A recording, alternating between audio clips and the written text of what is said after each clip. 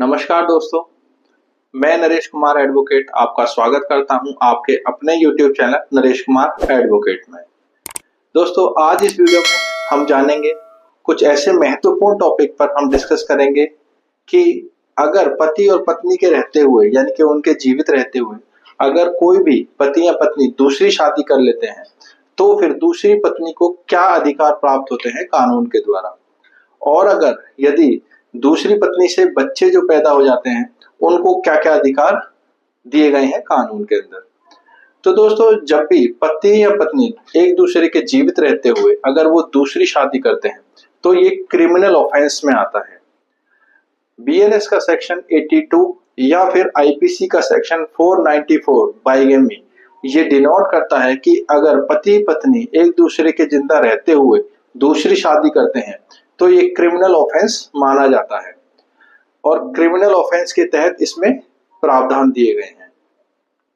तो section BNS 82 ये denote करता है कि पति और पत्नी अगर एक दूसरे के जिंदा रहते हुए दूसरी शादी करते हैं तो वो शादी शून्य मानी जाती है, वॉइड मानी जाती है, यानी कि वो शादी को अवैध बोला जाता है। तो इस तरह से अवैध शादी होते हुए भी दूसरी पत्नी को कानून के अंदर कुछ अधिकार दिए गए हैं, और अगर उनसे कोई बच्चा पैदा होता है उसको कानून में कुछ और अधिकार दिए गए हैं। बच्चों को जो कानून में अधिकार दिए गए हैं वो अधिकार माँ के अधिकार से थोड़ा डिफरेंट है, क्योंकि जो बच्चों को जो अधिकार दिए गए हैं उसमें इसलिए कानून उदार है क्योंकि बच्चों का कोई कंट्रोल नहीं होता कि वो कब कहाँ कैसे पैदा होंगे, उनका कोई कंट्रोल नहीं है। इसीलिए कानून में उनके लिए उदार बनाया गया है और उनको कुछ स्पेशल राइट्स दिए गए हैं। लेकिन हिंदू मैरिज एक्ट 1955 और स्पेशल मैरिज एक्ट 1956 के अकॉर्डिंग अगर कोई भी पति या पत्नी कोई भी एक दूसरे के जिंदा रहते हुए दूसरी शादी करते हैं तो ये शादी शून्य मानी जाती है, वॉइड मानी जाती है, अवैध मानी जाती है। तो दोस्तों, इस वीडियो में आज हम बात करेंगे कि पत्नी यानी कि सेकंड पत्नी को और उसके द्वारा पैदा हुए बच्चों को कौन कौन से अधिकार मिलते हैं। लेकिन अभी तक आपने हमारे चैनल को सब्सक्राइब नहीं किया है तो चैनल को सब्सक्राइब कर लें, बेल आइकन दबाना ना भूलें ताकि जो लेटेस्ट वीडियोस हैं वो टाइमली आपको मिलती रहे।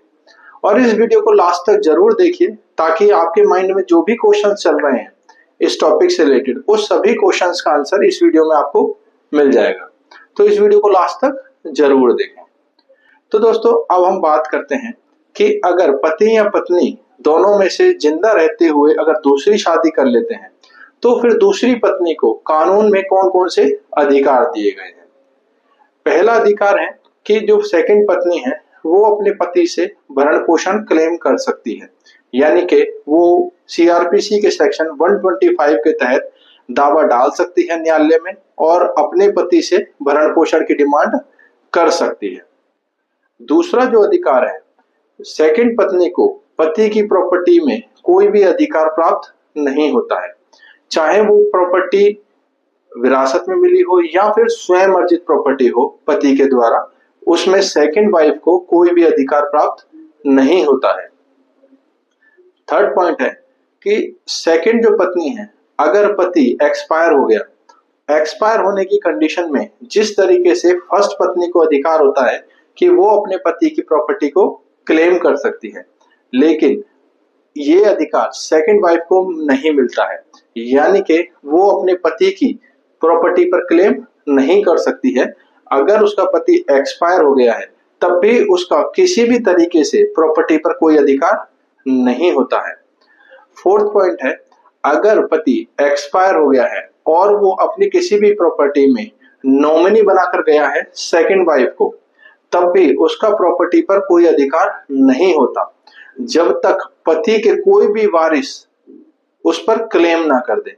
यानी कि अगर पति का कोई भी वारिस ऐसा व्यक्ति यानी कि उसकी वाइफ हो, उससे बच्चे हो या फिर उसका भाई हो, कोई भी अगर वारिस नहीं है तो फिर सेकंड वाइफ का राइट हो जाता है, उसको अधिकार मिल जाता है पति की प्रॉपर्टी पर।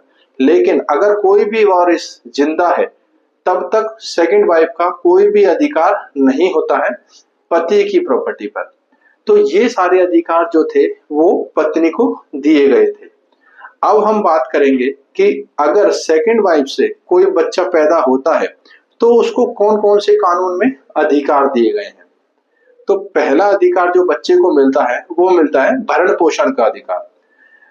पत्नी की तरह ही बच्चे को भी ये अधिकार होता है कि वो अपने पिता से भरण पोषण प्राप्त कर सकता है।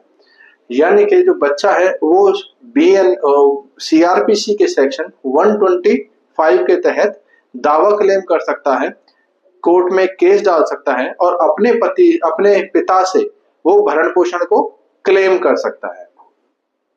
सेकंड जो अधिकार बच्चे को प्राप्त होता है, जिस तरीके से पहली जो पत्नी है उसके जो बच्चे हैं वो अपने पिता की प्रॉपर्टी पर अधिकार रखते हैं, यानी कि पैतृक संपत्ति हो या फिर उसकी स्वयं अर्जित संपत्ति हो। जिस तरीके से पहली पत्नी से पैदा हुए बच्चों को अधिकार प्राप्त होता है पिता की प्रॉपर्टी पर, सेम उसी तरीके से सेकंड जो वाइफ है उससे जो बच्चे पैदा हुए हैं उनको भी पूरा अधिकार होता है पिता की प्रॉपर्टी पर। वो न्यायालय में दावा पेश कर सकते हैं और अपने पिता की प्रॉपर्टी पर क्लेम कर सकते हैं। लेकिन इन दोनों में छोटा सा डिफरेंट एक अलग है। जो सेकंड वाइफ से जो पैदा हुए हैं बच्चे, वो बच्चे पिता की स्वयं अर्जित प्रॉपर्टी पर क्लेम कर सकते हैं। लेकिन अगर पिता के जिंदा रहते हुए पैतृक संपत्ति में जो हिस्सा पिता को प्राप्त होना था, अगर वो प्राप्त नहीं हुआ है, यानी कि जो प्रॉपर्टी है वो अनडिवाइडेड प्रॉपर्टी है, तो फिर सेकंड वाइफ से पैदा हुए बच्चे उस प्रॉपर्टी पर क्लेम नहीं कर सकते हैं। अगर पिता को अपने जीवन काल में पूर्वजों से जो प्रॉपर्टी प्राप्त होनी थी वो हिस्सा प्राप्त हो चुका हो, तो ही जो सेकंड वाइफ से जो पैदा होंगे बच्चे वो प्रॉपर्टी में क्लेम कर सकते हैं।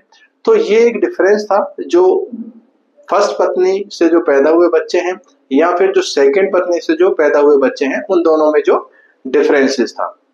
थर्ड पॉइंट है, जिस तरीके से पहली पत्नी से जो बच्चे पैदा होते हैं वो वैलिड माने जाते हैं, उसी तरीके से दूसरी पत्नी से जो बच्चे पैदा हुए हैं उनको भी कानूनी मान्यता उनको प्राप्त होगी, यानी कि वो भी अपने पिता के ही बच्चे कहलाए जाएंगे। उनको भी फर्स्ट जो वाइफ थी उससे जो बच्चे पैदा हुए थे, जिस तरीके से उनको अधिकार प्राप्त होंगे, उसी तरीके से सेकंड वाइफ से जो बच्चे पैदा हुए हैं उनको भी अपने पिता के सभी अधिकार वो प्राप्त कर सकते हैं। यानी कि सेकंड वाइफ के जो बच्चे हैं वो उनको सभी अधिकार प्राप्त होते हैं।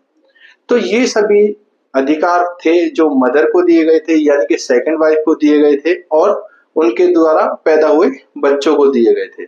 तो कानून में दोनों को अपने अपने अलग अलग अधिकार दिए गए हैं।